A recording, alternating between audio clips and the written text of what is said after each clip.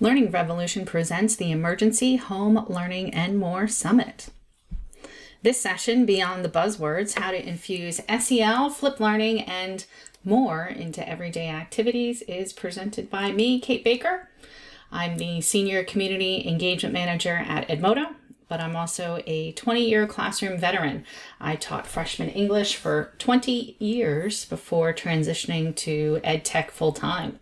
I'm also on the board of the Flip Learning Network, and if you'd like to stay connected to me beyond this session, you can reach me on Twitter at KTBKR4. So first off, let's start with the definition of social and emotional learning. This is a big buzzword right now. And SEL is defined as the process through which people learn to recognize and manage emotions, care about others, make good decisions, behave ethically and responsibly, develop positive relationships, and avoid negative behaviors.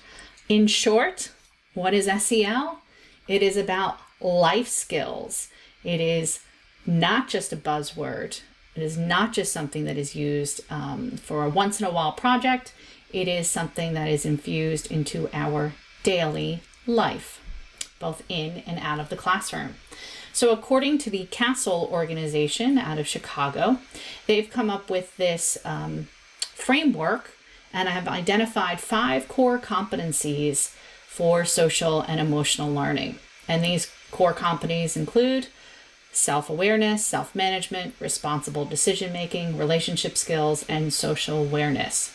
Now, these 5 core competencies are also in a variety of settings. Yes, we want to look at our classroom space, but we also want to look at the greater school culture and then connect this even further out to our home and local communities. And social and emotional learning, again, is not something that is for a once-in-a-while project. It is interwoven into our daily experiences. It is not just a buzzword. It is life skills.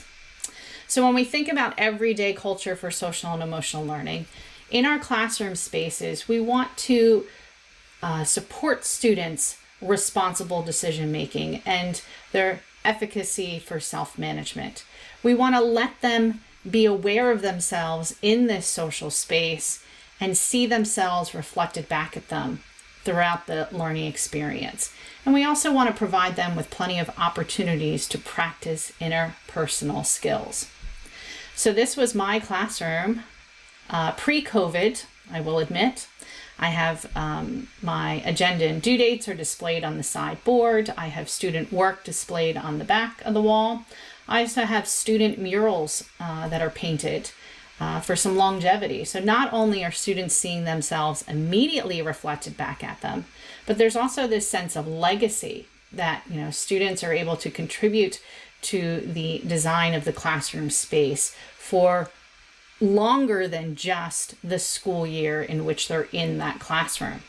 And we also have group seating for collaboration. Now, certainly with social distancing guidelines, and if you are in a hybrid or distance learning experience, you're not going to be able to configure your room in this way. But you can get creative, though, with the collaboration piece and leverage some tools that will allow students to still be connected, even if they have to be socially distanced. And when we look at what makes a comfortable classroom environment, I polled my students, and as you look at the data here, most comfortable is that yellowish orange color. And there is certainly one thing that stands out above all else. Whether it's desks in a row, sitting in groups, sitting alone, colorful art or posters on the wall, or having their windows open and shades up, knowing that your teacher likes you is what contributes most for my students to create a comfortable classroom environment. So no matter what we may be facing with social distancing guidelines, with having to rearrange, reconfigure, redecorate our spaces, ultimately where we need to focus our energy is on relationships, solidifying those connections and keeping our students connected to not just each other, not just to the content, but also on a human level between the teacher and the student. And we can refer to Maslow's hierarchy of needs, this psychological theory of human behavior and motivation. Now, traditionally, Maslow is depicted here as a triangle where we climb up the mountain and get to the summit where we have achieved transcendence. But in actuality, Maslow is something that requires ongoing evaluation of our needs being met. So I want you instead to think of it as a ladder, not as that traditional triangle. So we know this, that if we are, we've eaten a good breakfast, we know that within a few hours we are going to be hungry again and we'll need to have that physical need met. Once that need's met, now we can continue to move back up the ladder into those realms of belonging, esteem, and actualization. And when it comes time for us to reevaluate those basic needs, we come down the ladder, identify them, and take care of them, and then move back up. So it's a continuous process of up and down. Again, Maslow's hierarchy of needs isn't a buzzword. It is about taking stock of ourselves and taking stock of our community. And we can relate this to digital learning needs. We know that we cannot do any sort of integration of technology if we don't have the actual hardware to use. If we don't have our computers, our Chromebooks, our devices, we're not going to be able to access the internet. We need Wi-Fi, we need battery life. Those are foundational things for digital learning. And we also need to take into account safety needs of digital citizenship, filters, and firewalls. Now, physical needs and safety needs are often things that are determined outside of the classroom space. In terms of equity, our families able to afford it, our schools able to provide these items to them. But as teachers, as educators in the classroom with our students, where we need to focus our energies is on the realms of belonging and esteem. We want to create these community spaces where students feel that they belong to something greater than themselves and that they feel good about the learning that is happening there. And we can leverage so many tools to be able to do this. So one tool is Edmodo, and I'm going to, give you a wee bit of introduction to the platform here. So Edmodo is a communication and collaboration platform with learning management capabilities. You can use this in person, online, or in a hybrid situation. Edmodo is your hub for online learning.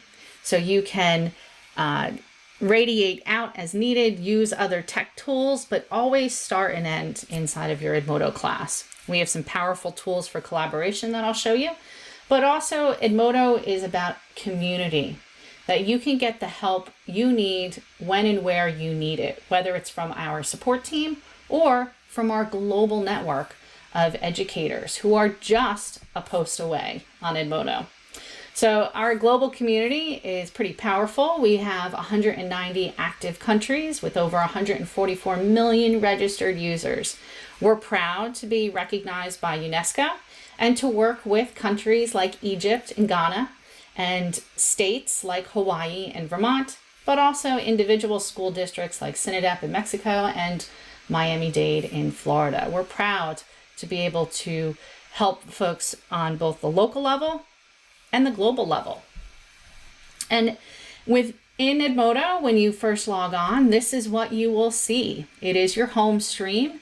It looks a lot like some of those other social media sites, but the intent here is to focus on learning and to create community learning spaces, whether you're doing classes with students or let's say some professional development groups with fellow educators.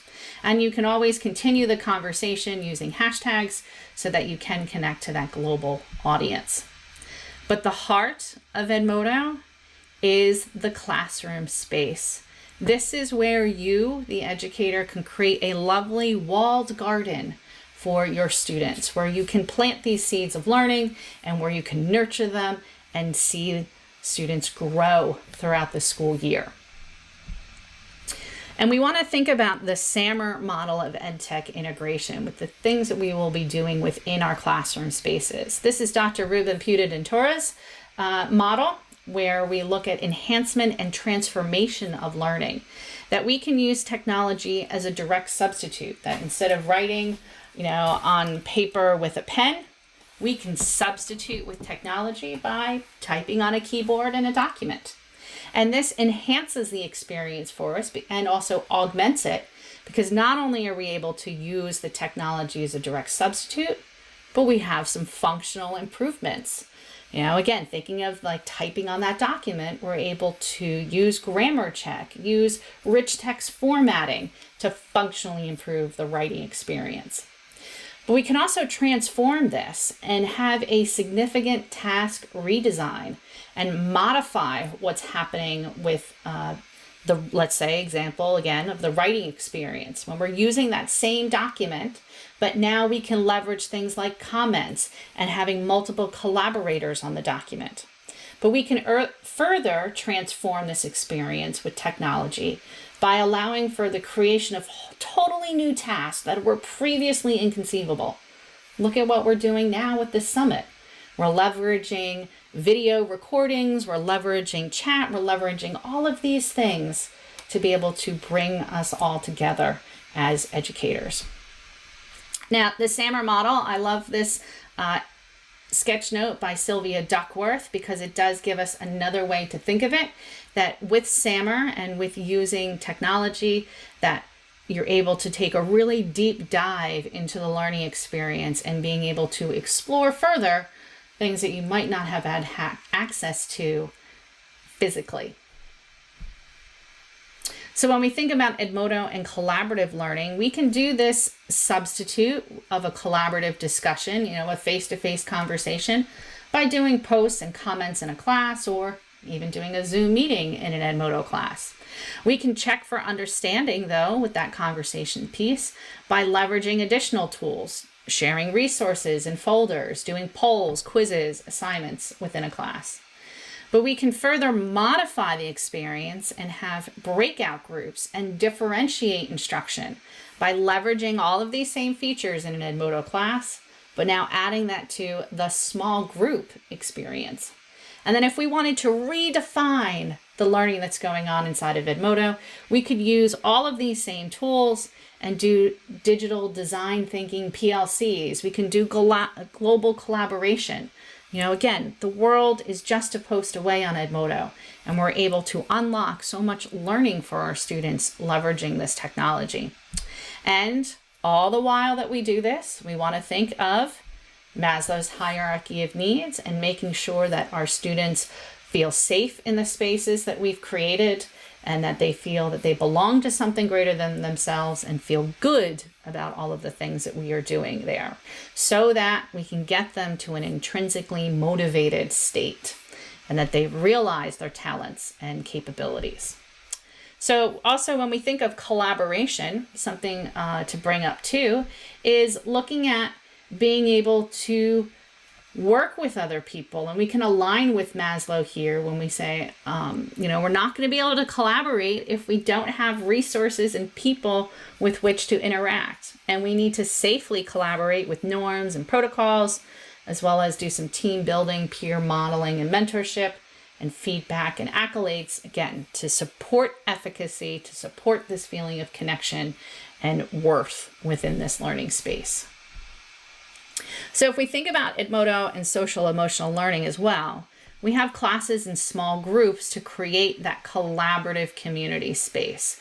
But then we can also leverage additional tools within inside of Edmodo, polls, wellness checks, post comments, quizzes, and assignments to support our SEL practices with blended, flipped learning and hybrid or distance learning to create that creative classroom culture. And so when you think about how to organize your people within this space and to support collaboration, which I know is another buzzword and a PLN is another buzzword, but really this is about connecting people, getting folks connected to learn together. So when you're creating your Edmodo classes, I recommend a few things. One, that you always name the class with the school year in the title. So this way, as you use Edmodo long-term, you'll always be able to identify, that English 9 class, that Math 8 class, with which school year. But I'd like you to take it a step further. So whereas you could create a class for each one of your periods, you could certainly do that. So when I was in the classroom, I taught 5 sections of freshman English. 3 of those were honors, 2 of those were general level. Now I could certainly create a period 1, period 2, period 3, etc. Classes in Edmodo. But as an educator, as an overworked educator, as someone who is trying to juggle and manage all of the learning for my students and support them in their journey, being able to be strategic here can help us out. So rather than creating a class for each period, instead, I group my students by the same level. So I take those 3 class periods of honors and I put them into one honors English 9 class in Edmodo. I take my 2 sections of general English and I put them into one class together in Edmodo. Why? Well, first off, this provides students with a channel for communication, that they can experience an online personal learning network in a safe, enclosed space.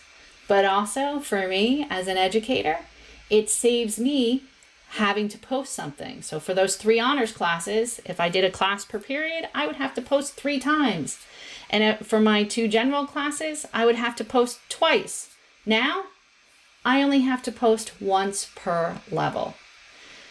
This will decrease the opportunity for me to, oops, I forgot to post someplace, and it will save me time being able to connect with my students. You can also personalize the class space with class banners. So this is a fun way that you can celebrate various holidays, or if you want to recognize a student and celebrate their birthday, you could adapt the banner accordingly for that specific purpose. And it adds that wonderful sense of visual delight. And again, it's a small way to support students' connection and reinforce that connection to the classroom space. And when we think about engagement with our lessons, again, SEL is not a buzzword. We want to be really strategic with how we are integrating social emotional learning into our classroom spaces.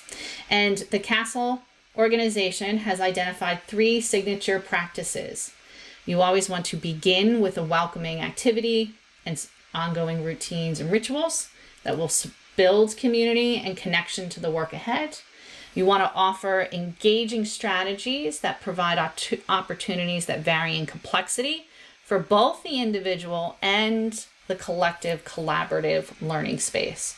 And then you want to conclude that learning experience with an optimistic closure that highlights individual and shared understandings and provides that sense of accomplishment and supports forward thinking, looking ahead to the work that we will continue to do together.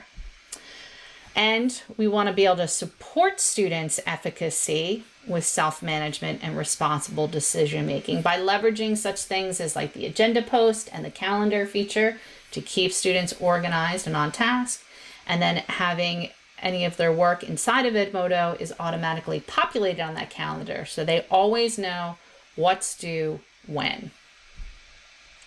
So as part of your welcoming routine, I recommend using a poll or a wellness check to check in with your students. Polls are great. They are anonymous. You can ask a quick question of the students, and you can type in your own specific answer choices.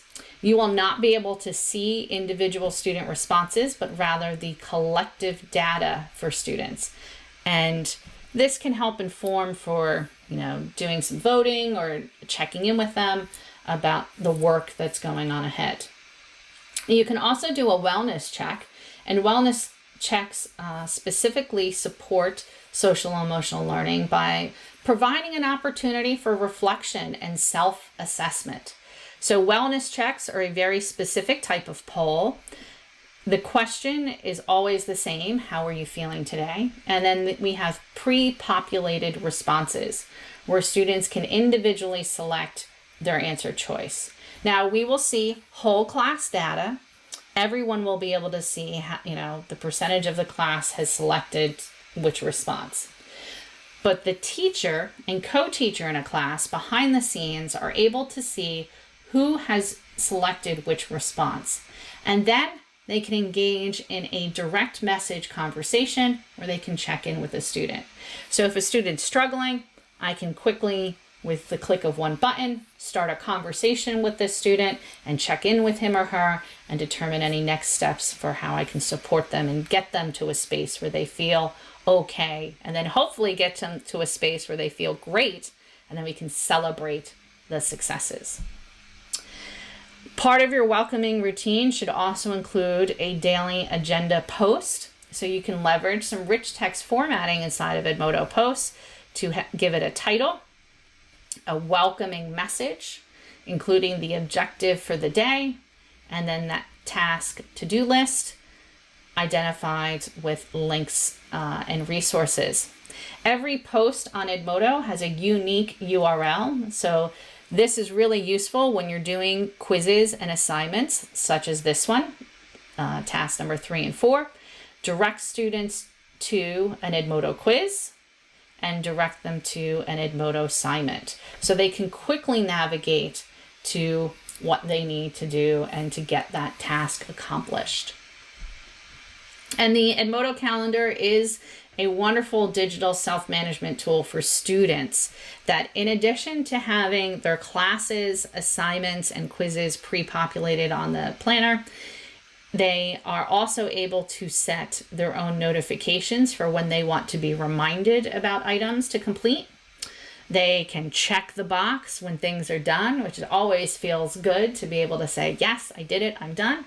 And then they can even add in their own personal tasks, and reminders. So this is further supporting, again, that efficacy with self-management, that they are taking responsibility and accountability for this process of learning and for, just managing their day-to-day activities.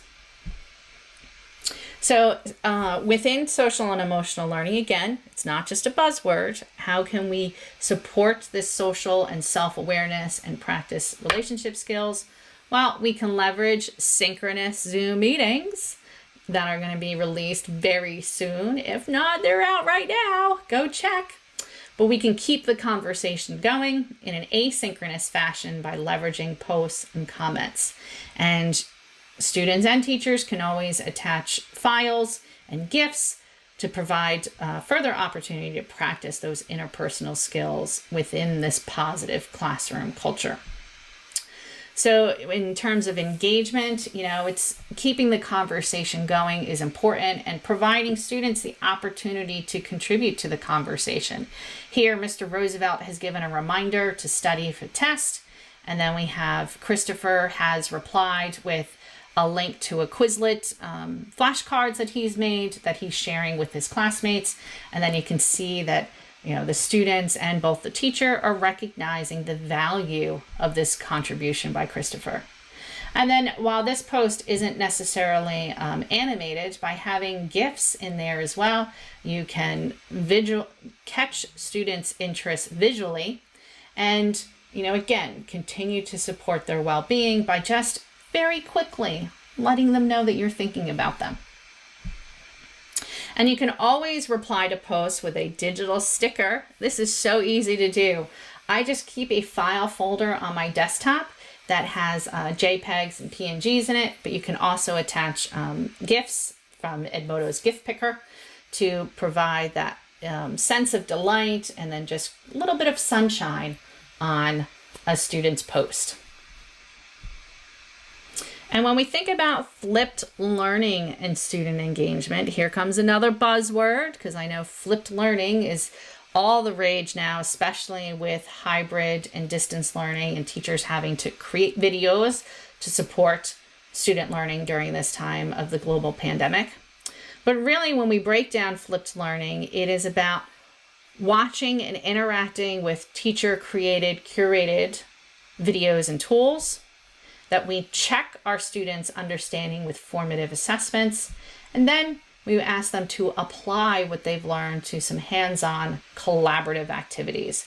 Flipped learning is great to free the teacher from the front of the classroom, so that the teacher now can navigate around the room and check in with students. When they've done the work of watching the video, and even that little bit of power of being able to hit pause, rewind, play, that's really powerful for students to take those seemingly small steps to be accountable for their learning.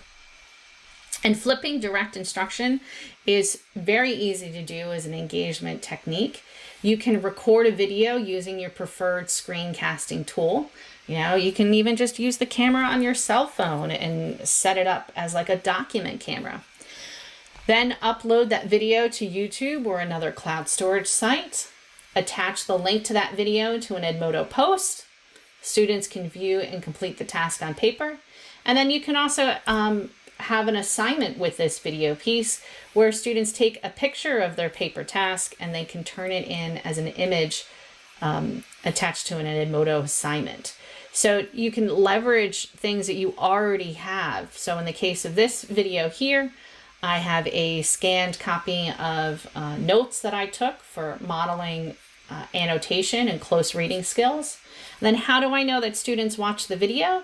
Well, they would mark up their own paper copy of it and then submit that to me. And then I have proof. And again, they can pause, they can rewind, they can rewatch as needed, because there's been many times in the classroom space where I've done this as a live lesson. And then there's invariably always students who had to go to the bathroom or they were absent that day, and then they miss this lesson. But with the video, they're not going to miss it. They will always be able to have access to it. And you can do things also like flipping your answer key. So our time can be so much better spent, than standing in front of the room and reciting an answer key. The answer to number 1 is, the answer to number 2 is. Just record a quick screencast of your answer key, upload that, attach it to an Edmodo post, have it part of your agenda post. Students can view it, check their answers. And then when it comes time for that more summative assessment, you can change the video's permissions, and then students won't be able to watch the video when, while they're taking the test or, while they're doing a graded activity. And I've even done things to support this with, in this post, I may say answer key and video explanation. It's very obvious that that video attached is an answer key video, but I'll sometimes be tricky and will, make a little Easter egg and call it something else. For example, during our Greek mythology unit, a flipped answer key video, I would call it a gift from Athena. And then students being curious would go, oh, what's this? Click on it and go, oh, there's the answers. So again, trying to capitalize on that sense of discovery, on the sense of curiosity, and continually support it. We can use flipped learning in that way. And also be mindful too of your videos. We are not Hollywood cinematographers, so always err on the being shorter rather than longer with your video. So if you make try to stick around 5 minutes, or the general rule is 1 minute per grade level. But if you need to take big content, what I recommend is chopping it up into smaller chunks, recording those videos and creating a series, because we know students are really good at binge watching and can watch multiple episodes within a season of a TV show on Netflix or any other streaming site. So again, leverage that technique and create your own video series for students to view. Now, in terms of formative and summative assessments, you can leverage within Edmodo quizzes. So I love Edmodo quizzes because I use them for everything. In terms of the SAMR model, I use them as a substitute for paper worksheets, but I also augment the experience that, those paper worksheets are auto-graded for them when I use the multiple choice, fill in the blank, matching, true, false, and multi-select question types. So this frees up my time that I'm not having to manually score paper worksheets when I substitute and augment that experience with an Edmodo quiz. But I can also modify this and have students complete the quiz together as a group. I can randomize the questions and have students open up the quiz on their personal devices. And whether we're in a Zoom meeting or in the classroom space, they can engage in a discussion about the content, and then each student is individually responsible for keying in their own answer. And again, when it's auto-checked, they can have immediate data on their performance. Edmodo quizzes are great. You can, also use them for a quiz itself, a unit checkpoint, and then I've even used them as the multiple choice portion of my final exam. So it's a great tool to leverage. Edmodo assignments are similar in that you can set a due date and optionally lock the assignment, just like you can with quizzes. All of your assignments on Edmodo are banked. All of your quizzes on Edmodo are banked. And all of your quiz questions on Edmodo are banked. So it's really easy to create a new assignment or a new quiz, as well as create new versions of existing assignments and quizzes that you can send to individual small groups or classes. And you can attach links, you can attach viewable, editable Google Word documents, you can attach files to both Edmodo quiz questions and to an Edmodo assignment. And then for assignments, students can upload files, they can type in a text response, as well as attach items from their Edmodo backpack, which is their online storage space, or links from their connected Google or Office online drives. And speaking of small groups, this is one of my favorite tools of Edmodo for community building and for differentiated instruction. Because with Edmodo small groups, you can add just individuals and select students to a small group, or you can add the entire class to a small group and use an Edmodo small group for a specific purpose. In this example, I have an Edmodo small group for sharing of student work, and we are using it as a substitute for a physical bulletin board space. So rather than allowing my students' work to die a death in a folder where it's only been visible to me in an assignment, I want students' work to live and to have that learning be visible to their classmates. So within my Edmodo classes, I create a very special small group that I name Share Our Work. Very intentional name here, that it's not share your work, share my work. It is sharing our work to build this sense of community. And whenever they turn in an assignment to me, I also ask that they post a copy to this small group so that their classmates can provide feedback and to recognize the contributions that they've made and the skills that they have. So when you do projects like vision boards or one-word graphics, and you allow students to practice their creativity skills and then post to this shared space, it provides this opportunity for students to recognize one another. And students don't have to be the only ones creating videos for the classroom. You can leverage tools like Screencastify, that Chrome extension, and have students create videos of their process of creation for a project. So in the case of this screenshot here, my student Ethan is creating an ebook using Google Slides, and he's the author of the book, and he is in the beginning stages of creation. So he's in this screencast talking about his idea, talking about his intention and what he wants to do.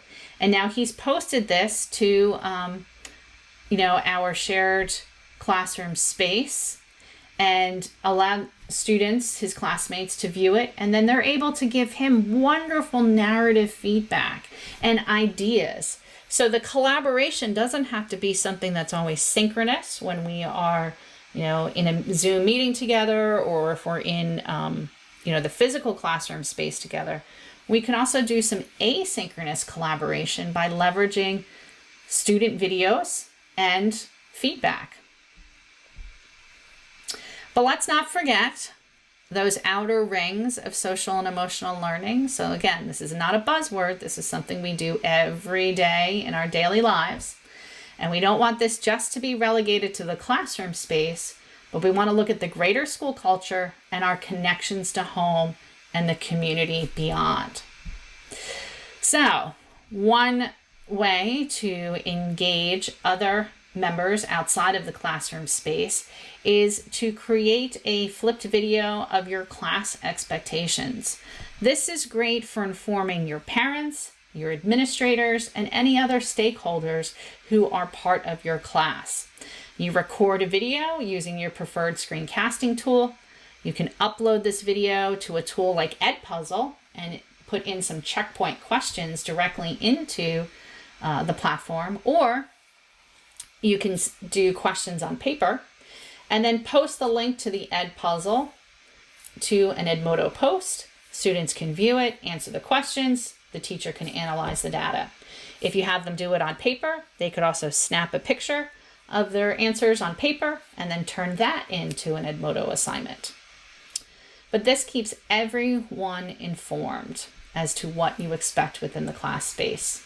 Now, in addition to having my students watch this video with their guardians and parents, and I gave them 2 weeks to do this so that they could work around family schedules so that they could watch it together. And then I asked my students to write a reflection of what it was like to complete a homework assignment with their parent. And here we have Hunter, who's talking about, how it was a unique experience to work with her mom. And I also asked them to submit a selfie picture of their, the two of them together with the computer in the screen so that I can sort of be in the picture with them.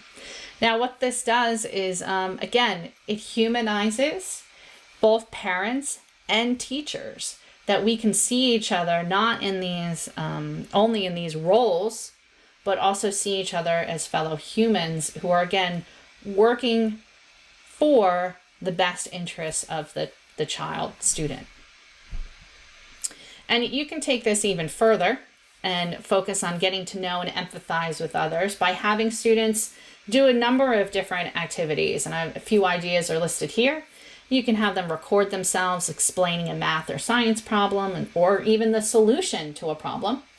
You could have them recount a historical event. You could have them explain a procedure to a family member or a pet.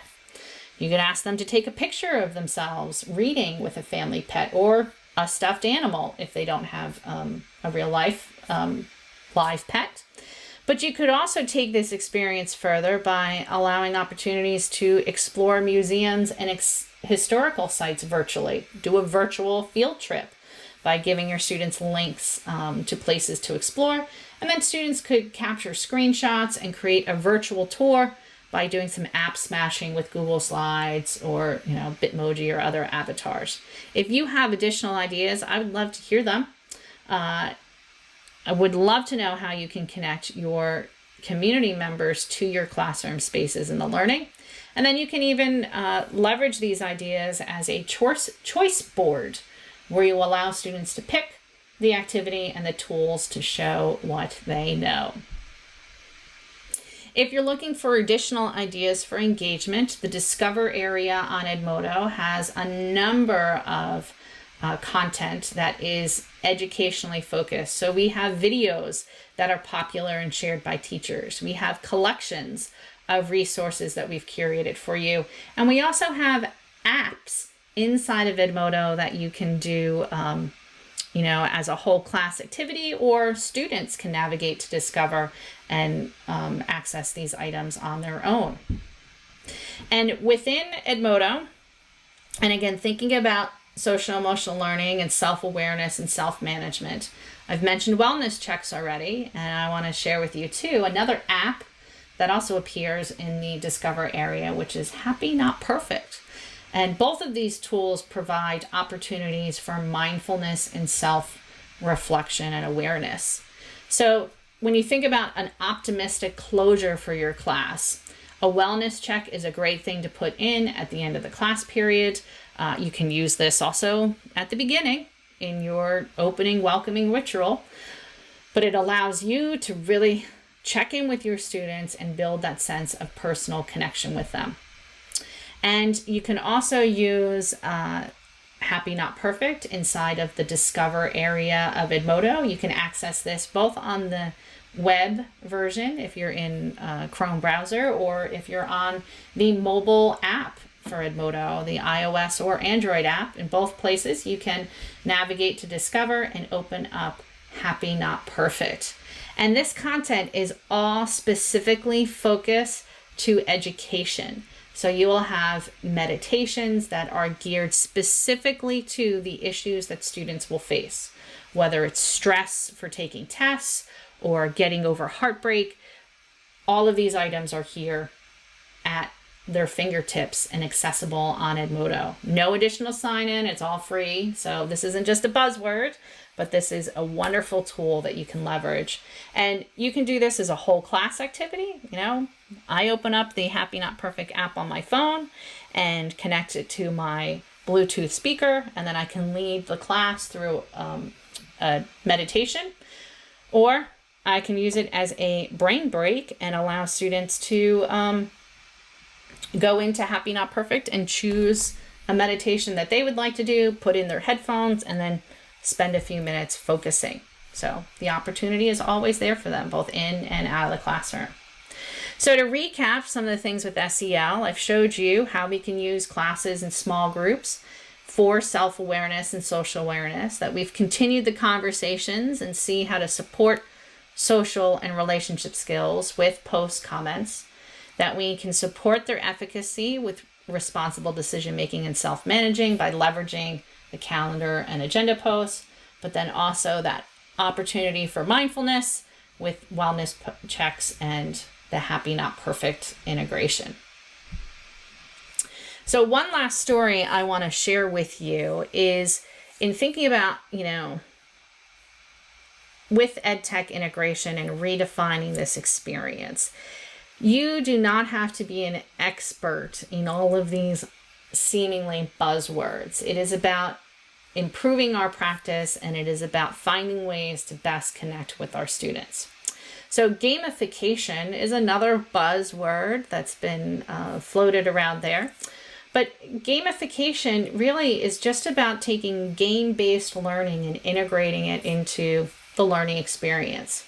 So this example is of an Edmodo class that I used for this specific purpose of gamification. I took our Odyssey unit, Greek mythology, and I chunked the content into small groups. And that in each small group is loaded resources and activities for them to do. Now, if you notice, the groups are numbered 1, 2, 3, 4, 5, 6, 7, 8, 9. So these create different levels that the students have to access.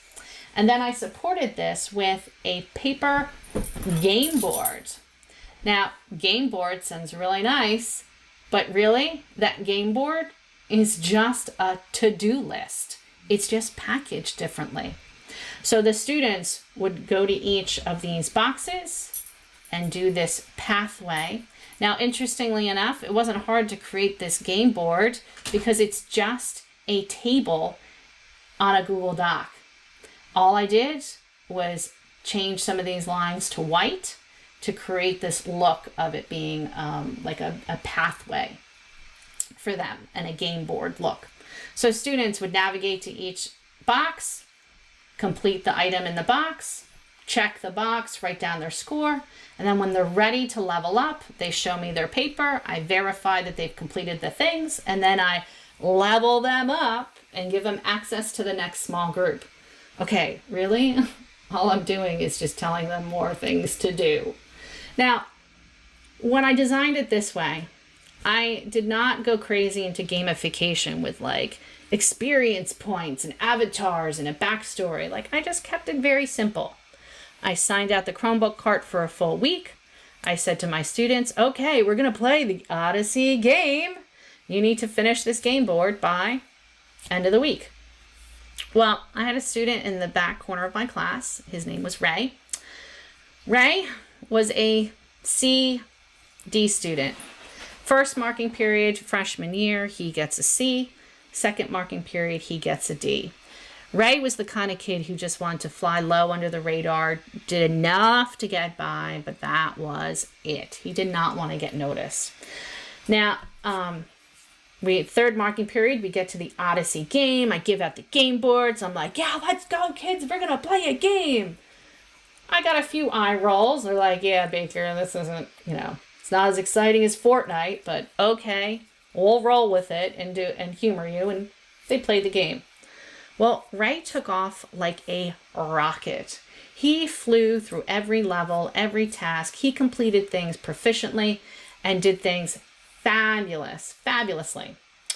End of the marking period comes, and the day that grades came out, Ray had received an A. And I pulled him aside at the end of the period, and I said to Ray, this is amazing, Ray. I'm so proud of you. Look at what you've did. First marking period, you got a C. Second marking period, you got a D. Look at, you got an A for third marking period. And he nods his head, and you have to picture him with his hair over his eyes. He did get a haircut for school pictures here. And he kind of nods his head, and he's like, yeah, thanks, Baker. He's like, that's my first A ever. And I was like, first A? Well, it's no big deal. Freshman year, it's always a tough transition. And he stops me and he says, no, Baker, that was my first A ever. The bell rings, he walks out the door, and I'm left standing there going, wait, what? His first A ever? No wonder this kid flew low under the radar. No wonder he didn't want to get recognized. Well, this third marking period A was not an anomaly for Ray, because fourth marking period, he continued to excel and do well. And when we studied Romeo and Juliet, he got another A for fourth marking period. And then as Ray was promoted on to 10th grade, 11th grade, and senior year, I was able to, see Ray in the hallway, and he would keep me updated and say, sup, Baker, I'm still getting A's. And I'm really proud to report that Ray is in culinary school. He has since graduated, and he's doing really well. I still think back to Ray whenever I want to try something new, or whenever I'm not sure of how to do this. I always keep him in mind, because we never know what little technique we might try that could have a big impact for our students. And so when we think about this and align Maslow and think about it in terms of a hierarchy of collaboration, the more that we can get students outside of themselves and move them up into the group space, and then even further thinking beyond the classroom space and out into the society, the more that we can support them, and that they are able to no longer let others decide and do for them, but they take an active part and will decide and do for the greater good. So I hope that you will do more than just consider these terms as buzzwords, because they're certainly not, and that you will utilize Edmodo for flipped and blended learning, that you'll create that PLN experience, but most importantly, that you will nurture the relationships that you're able to foster through these interactions online. And so I thank you very much for joining me today. If you'd like more information about Edmodo, you can go to go.edmodo.com/schools.